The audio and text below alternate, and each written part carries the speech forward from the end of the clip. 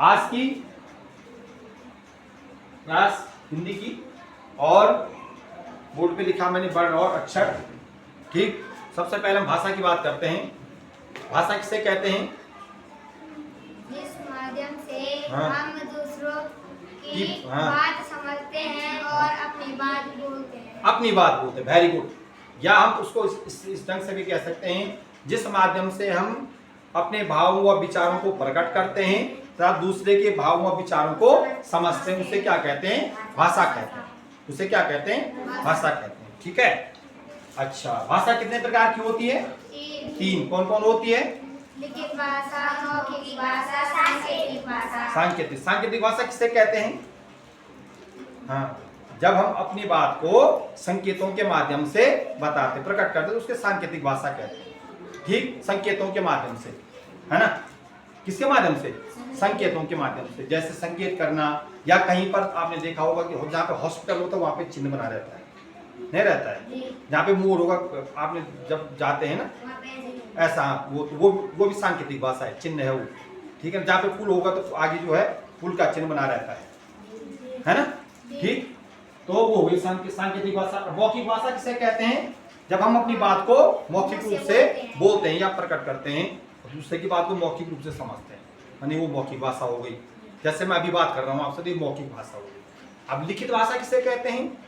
जिस माध्यम से हम किसी अपनी बात को लिखित रूप में प्रकट करते हैं, लिख करके बोलते हैं, लिख करके प्रकट करते हैं, उसको हम क्या बोलते हैं? लिखित भाषा कहते हैं। ठीक, अब उससे आगे भाषा के लिए ना, भाषा को बोलने के लिए किसकी आवश्यकता होती है? वर्ण की आवश्यकता होती है। वर्ण क्या है?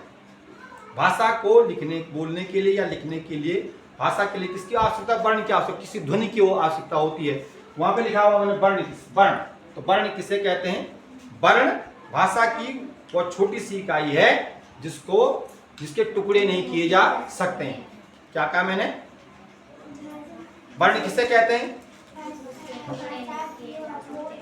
भाषा की वो मूल ध्वनि है जिसके टुकड़े नहीं किए जा सकते। भाषा की वह मूल ध्वनि है जिसके टुकड़े नहीं किए जा सकते हैं, उसको हम क्या बोलते हैं? भाषा कहते हैं। उससे क्या कहते हैं? वर्ण कहते हैं। वर्ण जो है भाषा की वह मूल ध्वनि है जिसके टुकड़े नहीं किए जा सकते हैं। ठीक, वर्ण की परिभाषा हो गई। मान लो वर्ण, भाषा की वह मूल ध्वनि, भाषा की वह मूल ध्वनि, वह मूल ध्वनि जिसके टुकड़े नहीं किए जा सकते, जिसके टुकड़े नहीं किए जा सकते।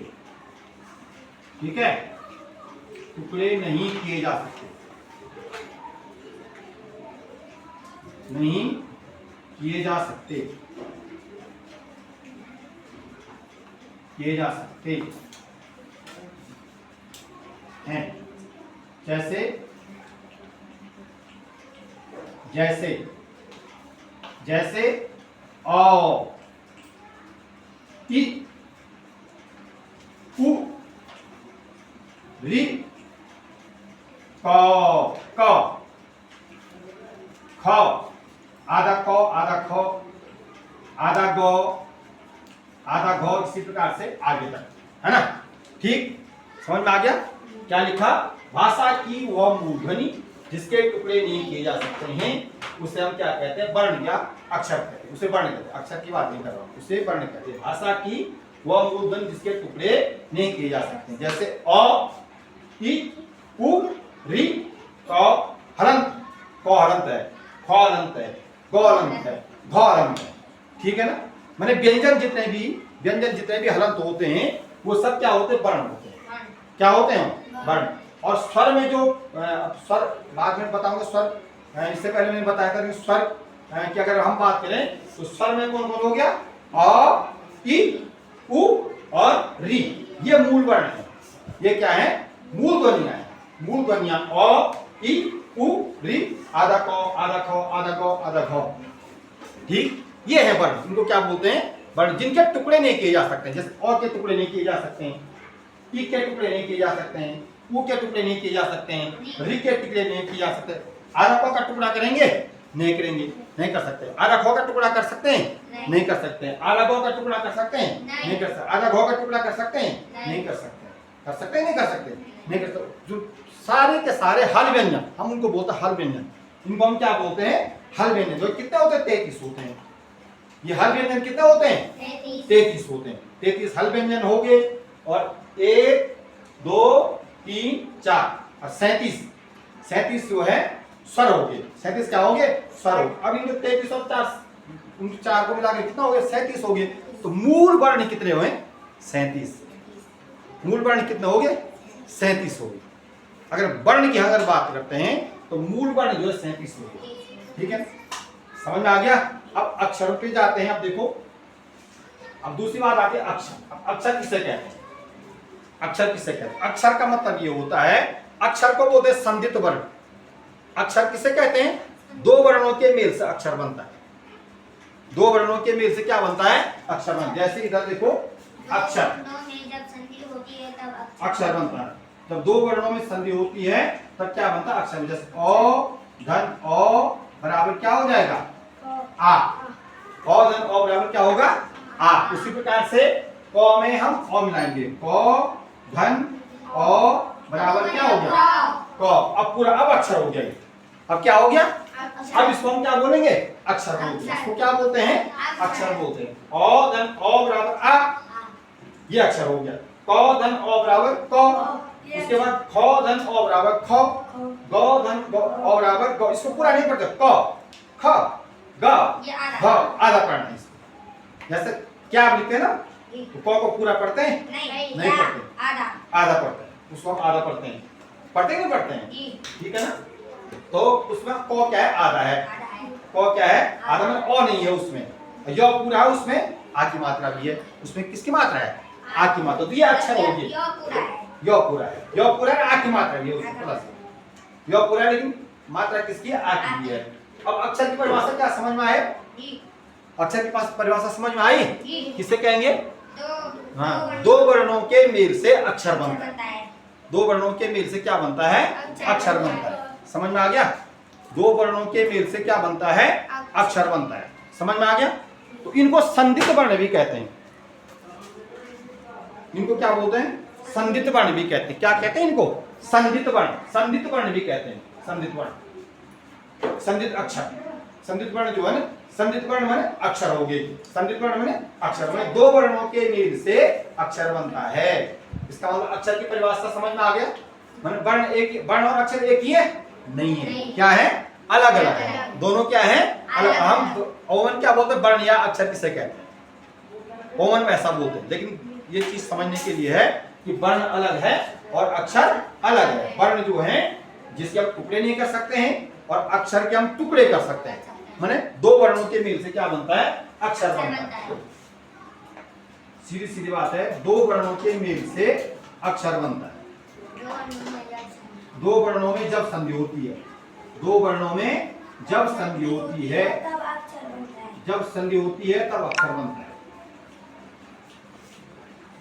संधि होती है तब क्या बनता है? अक्षर बनता है। या दो वर्णों के मेल को हम क्या कहते हैं?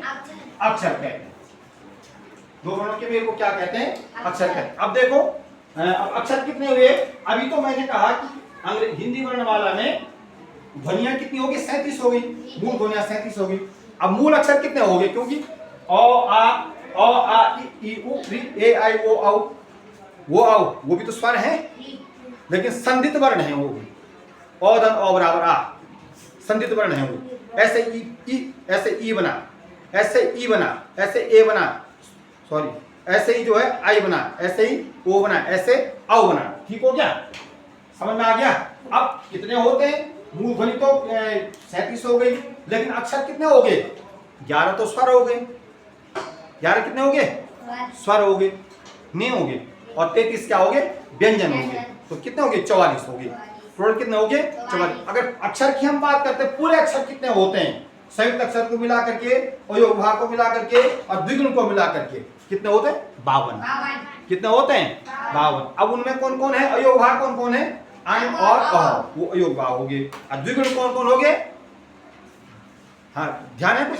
द्विगुण ड्र, अड़, अड़ और अढ़, अड़ और अड़, ये द्विगुण हो गए। उसके बाद 4 संयुक्त अक्षर हैं, कौन कौन है? हाँ बोलो, 4 संयुक्त अक्षर कौन कौन है? लास्ट वाले जो 4 संयुक्त अक्षर कौन कौन है? अक्ष, हाँ अक्ष, त्र, ज्ञ और स्र। अक्ष, त्र, ज्ञ और स्र, वो संयुक्त अक्षर कहलाते हैं। वो क्या कहलाते हैं? तो 4 संयुक्त अक्षर को लगा करके, अगर अक्षर की हम बात करें, अक्षर कितने होते हैं? तो 4 तो संयुक्त अक्षर हो गए, 2 द्विगुण हो गए, 4 तो 6 हो गया, 33 हल वर्ण हो गए, हल व्यंजन, सॉरी 33 क्या हो गए? हल व्यंजन हो गए। तो कितना हो गया? 33 से और 6 39 हो गया। 33 से 6 कितना हो गया? 39 हो गया, ठीक है ना। और 13 क्या हो गए? स्वरों में 11 तो मूल स्वर हो गए, स्वर हो गए, और 2 क्या हो गए? अयोग भाव हुए। 39 से 13 कितना होता है? 52 होता है। तो टोटल अक्षर कितने हो गए? 52, ठीक है ना। प्रश्न यदि कोई आपसे पूछता है कि हिंदी वर्णमाला में कितने अक्षर होते हैं, तो 52। हिंदी वर्णमाला में मूल अक्षर कितने होते हैं? 44 होते हैं, ठीक है ना। हिंदी वर्णमाला में मूल ध्वनियां कितनी हो गई? 37। इससे पहले मैंने 37 बोला ना, नहीं बोला? 37 तो अ, इ, उ और ई, ये चार मूल ध्वनियां स्वरों में हो गई, और बाकी हल वर्ण हो गई। जो हल व्यंजन है वो बाकी उसमें हल व्यंजन, जो हल को आधे अक्षर, आधा क को हल व्यंजन बोले, आधा ख, आधा ग, आधा घ, ये हल व्यंजन। ये कितने हो गए? 33 हो गए। ये कितने हो गए? 33 हो गए, ठीक है, समझ में आया। अब मूल अक्षर कितने हो गए? 44, और पूरे अक्षर पूरा मिलाकर के 52 हो गए। पूरे मिलाकर के कितने हो गए? 52 हो गए। स्वर कितने हो गए? 11 हो गए। स्वर कितने हो गए? 11। व्यंजन कितने हो गए? 33 हो गए। व्यंजन कितने हो गए? 33 हो गए। लेकिन अगर अलग अलग करेंगे तो 39 व्यंजन हो गए और 13 स्वर हो गए, है ना। 39 व्यंजनों में जो है 4 तो क्या है? संयुक्त अक्षर है, 2 द्विगुण है, और 33 जो है क्या है? मूल वर्ण है। तो 33 और 4 37 2 39 हो गया, और 13 वो हो गए, 39 से 13 52 हो गए। समझ में आ गया? ठीक हो गया। चलिए लिखो इसको।